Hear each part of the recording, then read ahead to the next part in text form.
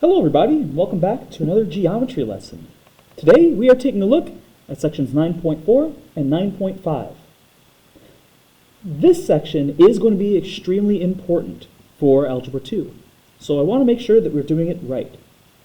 We're going to be talking about tangent, sine, and cosine. So, a couple things. Before we start, you are going to need a calculator for this, so please make sure you have one at the ready. You'll notice that this section is all about ratios. So it's important to remind ourselves what a ratio is. A ratio is when you are comparing the amount of something to something else. Let's say that I have a ball, like a medicine ball. That medicine ball is 3 pounds. And I have another medicine ball that's 6 pounds. The ratio of these two we could write as a fraction. We usually write the new over the old. So the ratio from this to this would be 6 over 3. That's a ratio. So the important thing to keep in mind is all a ratio is just two numbers being compared. We're going to do a lot of comparison today, especially when talking about the sides of a triangle. So let's get into it. To start off, let's talk about a trigonometric ratio. This word here comes from the word trigonometry, or the study of triangles. So these are important ratios that can be made from looking at a triangle. A trigonometric ratio is the ratio of the lengths of two sides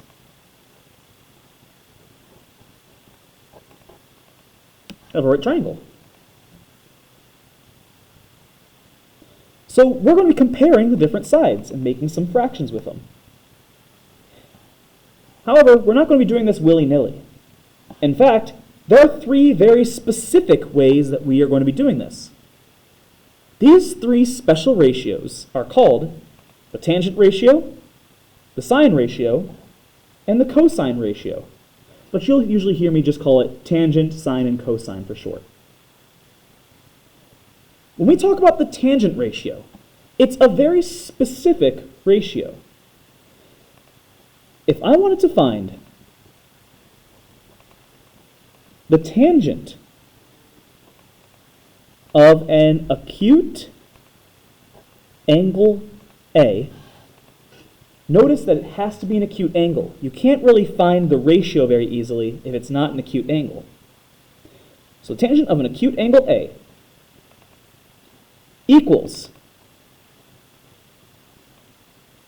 the ratio of the leg opposite to A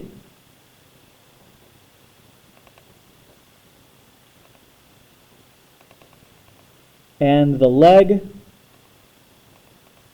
adjacent or right next to A. So here's how we're finding the tangent. Start by looking at the angle that you picked. In this case, we picked angle A. And you're going to find which of the legs is opposite to angle A and which of the legs is adjacent to A. Bear in mind that when we talk about a leg, we are talking about one of the two sides of the right triangle that's next to the right angle. We're not talking about the hypotenuse. That doesn't ever count as a leg necessarily. So we're looking for what's opposite to angle A. We look across the diagram and we find that side A is. So if we look adjacent, we find that side B is adjacent. The way we would write this down is by saying tan of A equals A over B. Because again, little a is across from it, little b is right next to it, and they're both the legs. You may also see this a in parentheses, and that's okay as well. Both are equally valid. So that's all it is. It's just making a fraction with the lengths of the sides. That's going to make exercise 1 and 2 pretty simple, actually. So what I'm going to do is I'm going to start off with part A here, and then I want you to do parts B and C by pausing the video. So here we go. For part A, we are asked to find the tangent of angle S. So step 1 is find angle S. And we said that the tangent is always going to be opposite over adjacent. So let's find our opposite and let's find our adjacent. To find the leg that's opposite to it, find the only leg that's not touching angle S. 80. 80 isn't touching angle S, so 80 is the leg opposite. For the adjacent one, be careful, because one of these is the hypotenuse. The hypotenuse is always the side across from the right angle, or the longest side. So we're not going to use that for this problem. We just care about the fact that 18 is touching angle S. So the tangent of S is 80 over 18. In most cases, a simplified fraction will do just fine, but in this problem, it's asking you to round your answer to the nearest thousandth. So I will let you know, 80 divided by 18, told you guys might want a calculator, is going to give us whoops, I did that incorrectly, is going to give us 4.444. Remember that thousandth means 3 decimal places, so the tangent of S is approximately 4.444. Done. We found the fraction and we simplified it. Pause the video and give B and C a shot. Then come back and check your answers.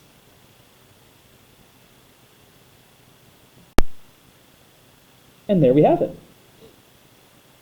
For the tangent of R, we look across the shape to find the side opposite. It's 18.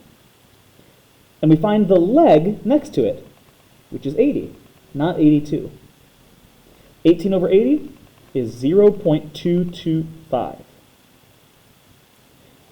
Similarly, we would have 24 over 32 for this last one. We get 0.75 when we simplify it. So it's not that bad. The most common use of tangent, though, is when you actually are trying to find the lengths of sides of a triangle. So here we have a triangle where we know one of the angles. We also know it's a right triangle. And it asks us to find the value of x. And without a calculator, this is going to be near impossible. Your grandparents probably did it without a calculator, but they used a whole bunch of tables to do it. Your parents probably used a calculator to do this as well. If we want to find the value of x, let's set up a ratio that could compare x to another side. So I'm looking at this triangle, and I see that we know the 32-degree angle. We know that 11 is opposite from it, and we know that x is adjacent to it. So I think tangent is going to be perfect here. Remember that you're always taking the tangent of some angle. So the tangent of 32 degrees equals, well, now we have to make our ratio. 11 is opposite from it, and x is adjacent to it. How did I make this happen? Again, start from your angle and see what information you know. Since we know opposite over adjacent, we can make this ratio. To actually calculate the tangent of 32 degrees, this ratio, tangent of 32, is going to be the same no matter what type of triangle you have. The tan button is sort of in the middle of your calculator, right under the letter G if you're looking at the green letters. If you press tan, it'll give you an open parenthesis, so we'll type in 32, and that'll give us a decimal. Now, you can use this decimal, and you can round it off, but in general, it's bad practice to round and then do more calculations. But again, if you wanted to solve the problem that way, I'll show you how it'll work. You would get, instead of tan of 32, you'd write down 0.661 equals 11 over x, and you would have to solve for x. The long way to solve this is to recognize that we need to get x out of the bottom of that fraction by multiplying both sides by x. So you'll end up with 0.661x equals 11. And then to get x by itself, we can divide by 0.661.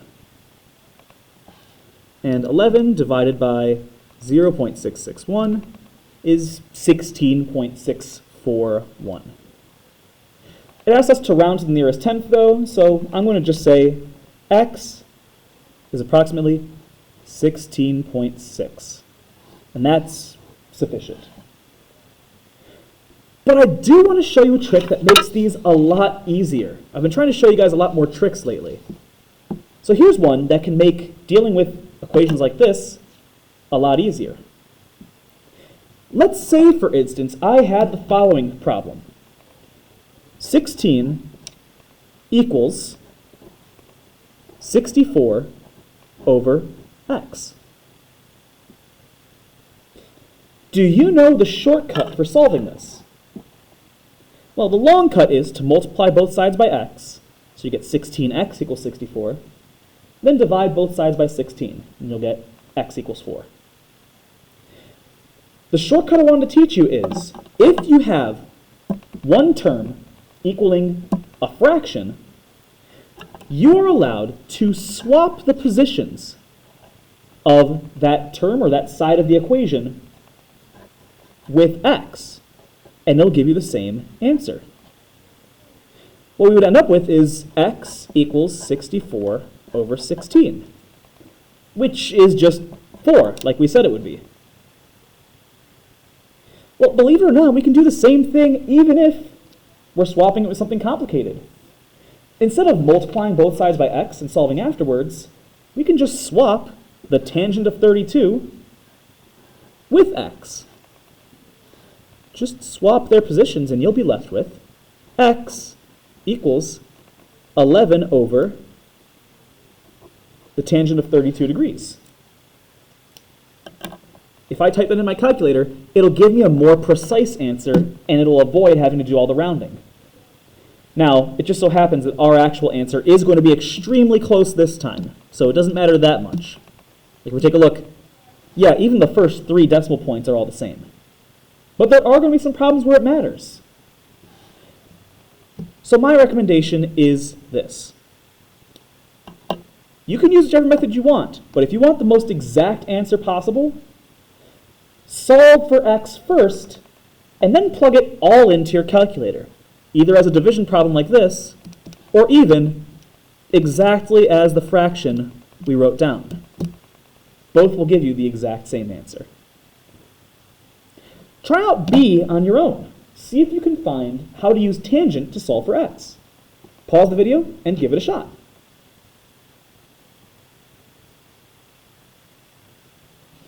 Here's a brief walkthrough of this one.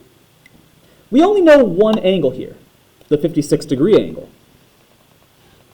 So start there and ask, do you know the opposite and adjacent sides?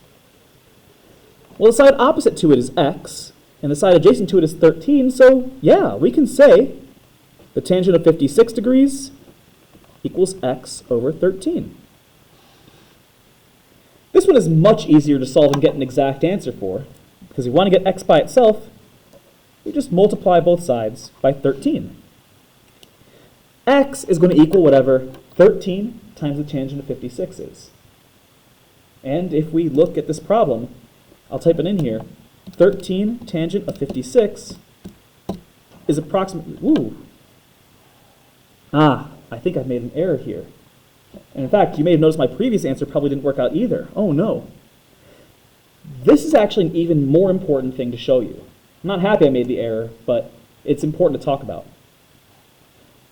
Your calculator will tell you what mode you're in. There's 2 modes that will matter for this. One is called radians, and one is called degrees. we need to be on the degree setting, and you'll see how different the answer gets. So you see how I got negative 7.94? Click on the mode button up here and switch your calculator to degree if it's on radians. Now watch. If I type in 13 tangent of 56 now, completely different answer. So x actually is going to be about 19.3, not negative 7.9, because that wouldn't make sense for a side. I'm actually going to go back and check the previous one as well. So if I type in, once again, 11 over the tangent of 32, yeah, totally different answer. So I apologize, folks. It's not 16.6. It's 17.6 that we should get for our answer. But that is how we use the tangent. I want us to now shift gears and go back up to the vocab, where we're going to learn the other two ratios, which are solved almost the exact same way. So, like I said, the sine and cosine ratios, they're just other fractions. So instead of worrying about opposite over adjacent, we can now worry about some new sides. So the sine of an acute angle A, it's got to be an acute angle again, equals the ratio of the leg opposite to A and the hypotenuse. So now it's going to be opposite side over hypotenuse. So if I wanted to find the sine of angle A, which we write simplified as sine with sin of A, please do not call it sin. We just have to find what leg is opposite and the hypotenuse of the whole triangle. If I look at A, little a is opposite from it, and the hypotenuse C is the hypotenuse. So it's another fraction. It's just using different sides. You could probably guess what's involved with the cosine, but I'll write it out anyways. The cosine of an acute angle A is equal to the ratio of the leg adjacent to A and the hypotenuse. Perfect. Remember that adjacent just means next to. So start at angle A and ask which leg is right next to it. Since C isn't a leg, because it's the hypotenuse, we would say B is adjacent. To shorten cosine, we abbreviate it COS. It's adjacent over hypotenuse, so B over C. And what you'll see is that there is an abbreviation that is given here. This is a lot to remember. There's a lot of different ratios to remember. So we have this abbreviation to help us out. So, ka, toa. This is what helps us remember what to do with sine, cosine, and tangent. So let's take a look at them one by one. So tells us that the sine of some angle A is O for opposite, H for hypotenuse. It's the opposite side over the hypotenuse. Ka stands for the cosine. So when we say ka, think the cosine of some angle A equals, and the cosine is AH, adjacent over hypotenuse.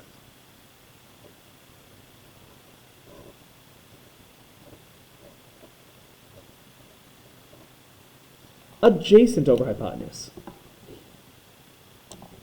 You can probably predict where TOA is going now, but TOA talks about the tangent. I'm sorry, TOA. And TOA means the tangent of some angle A is equal to its O for opposite side over its A for adjacent side. Opposite over adjacent. You'll also see me commonly write it like this to sort of remind us further. So, ka, toa. By using it, by writing it down, by saying it, you will memorize it. Remember how in Algebra 1 you had to learn the quadratic formula? You know, x is equal to negative b plus or minus the square root, blah, blah, blah, blah, blah. This is the quadratic formula of geometry. This is the thing we got to remember. So let's see how we use them. On the back side here, we have exercises 3 and 4. I want you to try this one out on your own. 3 is going to have you find the sine of things. Remember that sine is opposite over hypotenuse because so katoa. Exercise 4 is going to have you find the cosine, both of them using the same triangle down here. So please pause the video. Give yourself time to try it out. We'll check our answers in just a little bit.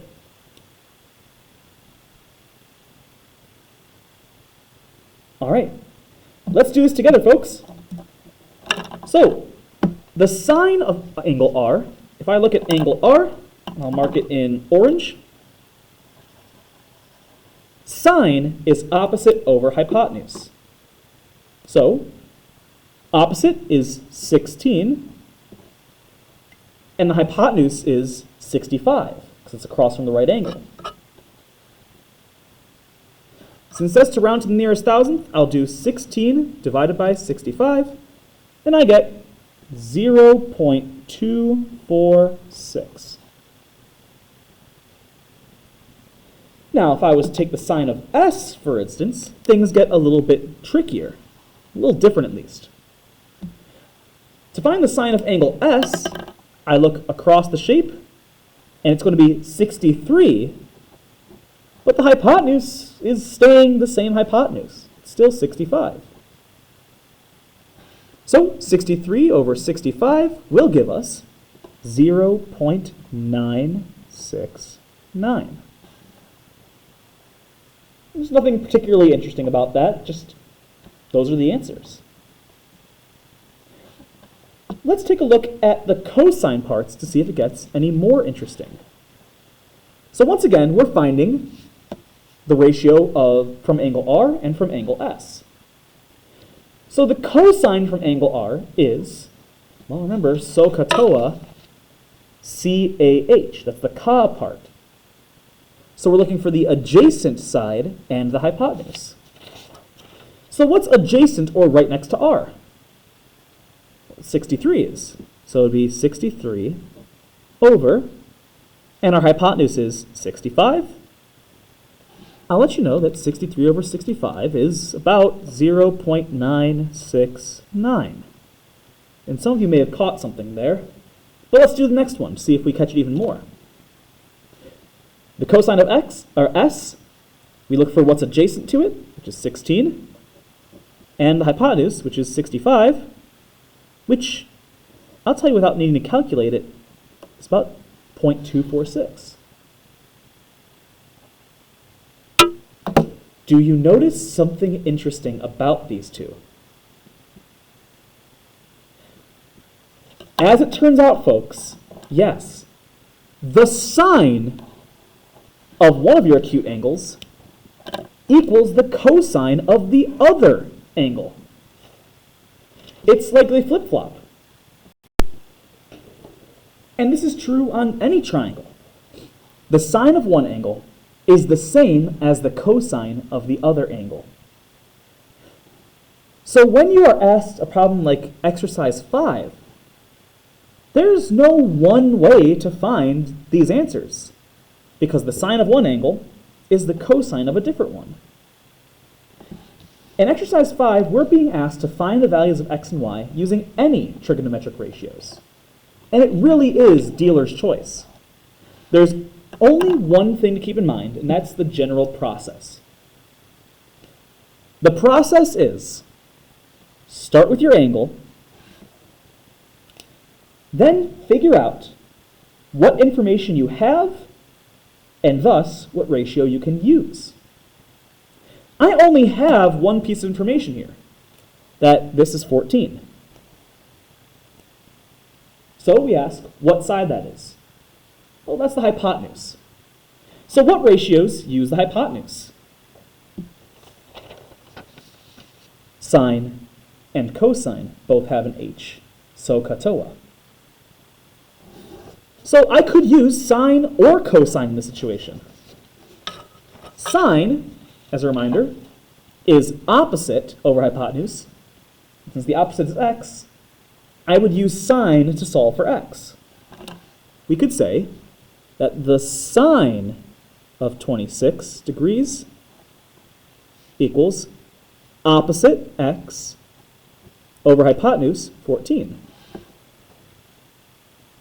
And similarly, I could take a look and say, okay, cosine is adjacent over hypotenuse.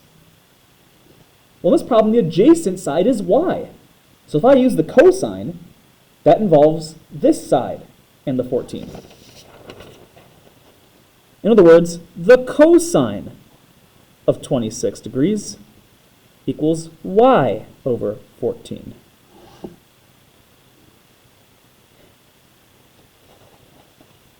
Now bear in mind, if you really wanted to make it difficult, but it would still be mathematically correct, you could use this other angle up here instead of the 26 degrees. I mean, after all, if this is a right triangle, this is 90 and this is 26, we know that this missing angle would have to be 64. You could say the sine of 64 is y over 14, and the cosine of 64 is x over 14. Because again, the sine of one angle equals the cosine of the other angle. To solve these, once again, we want to solve it on paper and then put it all in our calculator all at once for the most accurate result. So I will multiply by 14 on both sides for this one, giving us 14 sine of 26. If I was to actually calculate this out, 14 sine of 26, don't even need to put a multiplication symbol, gives us 6.137. And I know I'm right because it's on degrees setting instead of radians. So we would get 6.137 is about what x should equal. Another thing I wanted to mention is we're taking the sine of an angle, but because these are side lengths, the units for side lengths would be like feet or inches or whatever. We weren't given any feet or inches or miles, so we can just call it 6.137. Bear in mind, your answer should not be degrees. For the cosine, we notice that it'll be about the same setup. We just have to multiply by 14 on both sides. And 14 times the cosine of 26 is this. It's 12.583 is about what y should equal. So those are our answers for part A.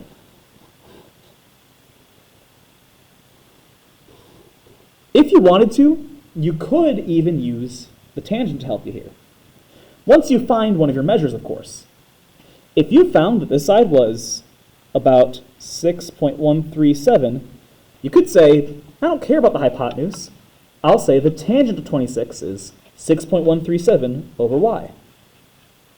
The only reason why I don't recommend that is because then you're using a rounded answer to get another rounded answer.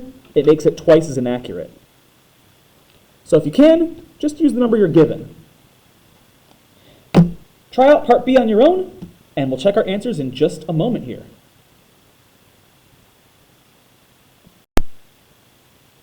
Here are the two answers for this problem. X was about 30.4, and Y was about 43.415.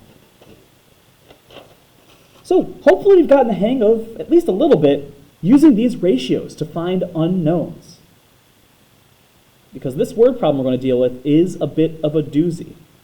But I will tell you this, just between you and me, this is going to come up again. Whether in a lesson or on a test, this type of problem is going to come up again. Before we start the actual problem, I want to discuss the difference between angle of elevation and angle of depression once more. So, as the notes say, in short, the angle of elevation is the angle between an upward line of sight and a horizontal. So if I had, for instance, we did a problem like this before, if I had a car on a road, this is the best car of all time, I know. There's the little window with the person in it. If we had a car on a road, and up above there was a seagull flying above, again, this is obviously a seagull, we could draw a couple of different lines of sight here. The horizontal is the name we give for your horizontal line of sight, just going straight across.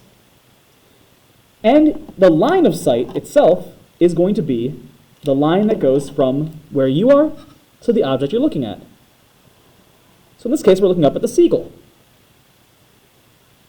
The angle of elevation would be, if I was looking up at the seagull, maybe this is 12 degrees. That's an angle of elevation.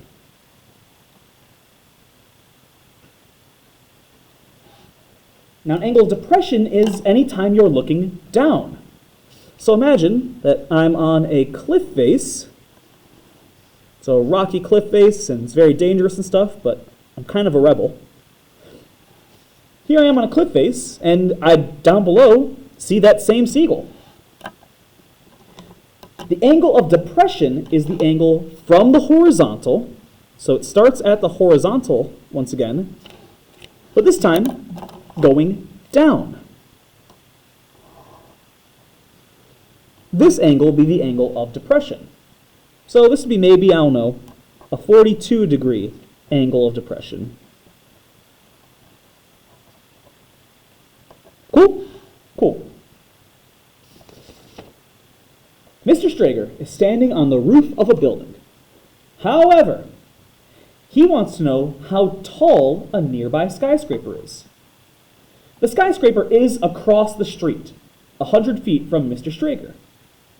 The angle of elevation to the top of the skyscraper is 43 degrees.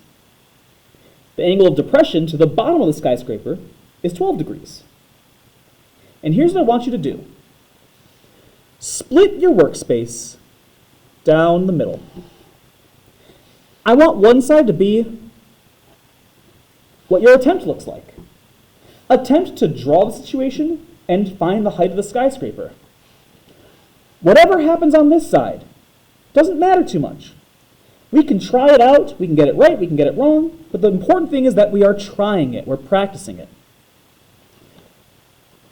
Afterwards, I'll write down what we would say in the video over here. This is the most important time for you to pause and actually try this out. So please, give it 3 to 5 minutes. See what you can do on your own. Pause the video right now. Hopefully you've had a chance to give it a shot. Let me show you how I would draw this situation. So I'm going to start off with the start here. Mr. Strager is standing on the roof of a building. Cool. So here's my building down here. Here I am. I'm always in this happy pose because I'm always happy to teach geometry. However, he wants to know how tall a nearby skyscraper is. So obviously I'm also going to have to draw the skyscraper. Let's say I draw the skyscraper like this. And I won't put a spire or anything. I don't want to make it too complicated. Now, we're on a street right now, and the skyscraper is 100 feet away from Mr. Strager. Bear in mind, when we talk about the distance between two things, we're talking about the perpendicular line that goes between them. So when we say 100 feet from Mr. Strager, we don't mean it's 100 feet to the top of the skyscraper. We don't mean I'm 100 feet from the front door of the skyscraper. We are looking horizontally 100 feet away.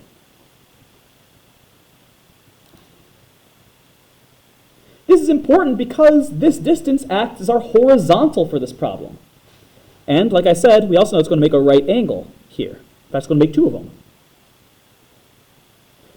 The angle of elevation to the top of the skyscraper is 43 degrees. So let's draw what that would look like. If I'm looking at the top of the skyscraper, the angle of elevation is going to be the angle formed between that line of sight and the horizontal. My 43 degrees is going to be right here. The angle of depression to the bottom of the skyscraper being 12 degrees, well, angle of depression is from a horizontal looking down. So this here, this angle here, is 12 degrees. And we somehow have to find the height of the skyscraper based on this? Mr. Strager, you are crazy. But I'm not. And neither are you after I explain how we do it. Treat this problem like it's two separate questions. If I gave you a right triangle, it's right because of this, could you find x? I think we could. And if I gave you a right triangle down here, could you find y?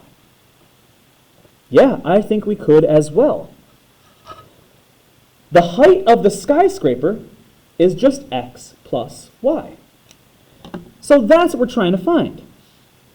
The height equals x plus y. And actually, we're going to be having some decimals here, so I'll get preemptive and say approximately something. So let's look at the two triangles. For the blue triangle, we know the angle here, but what other information do we know? We know the adjacent side, and we're trying to find the opposite side. Opposite and adjacent, that's just tangent, right? So, set up a tangent ratio. The tangent of 43 degrees equals, opposite side is x, adjacent side is 100 feet. So then to solve for x, just multiply both sides by 100. We find that 100 times the tangent of 43 equals x. Again, you could put this all into your calculator, but I want to wait. I'm going to try and actually put it in at the very last second. Now for the other triangle, let's look at it again. We have a 12-degree angle. We have the adjacent and the opposite. Wait a second, these both use tangent. That's kind of cool. So the tangent of 43 degrees also has to equal opposite, which is y, over adjacent, which is 100 feet, again. So if you really wanted to solve for y, you could just multiply both sides by 100 again. We get 100 times the tangent of 43 equals y. Now here's the fun part. Oh, sorry, not 43. What am I talking about? I'm so sorry, folks. We're not going to be able to get to the fun part yet. The angle of depression is 12 degrees. So these should be 12, not 43. Since the height of the skyscraper is x plus y, the height of the skyscraper is 100 tan of 43, because that's what x is, plus 100 tan of 12. And if I press enter in my calculator, the height of the skyscraper should be approximately 114 1.507 feet.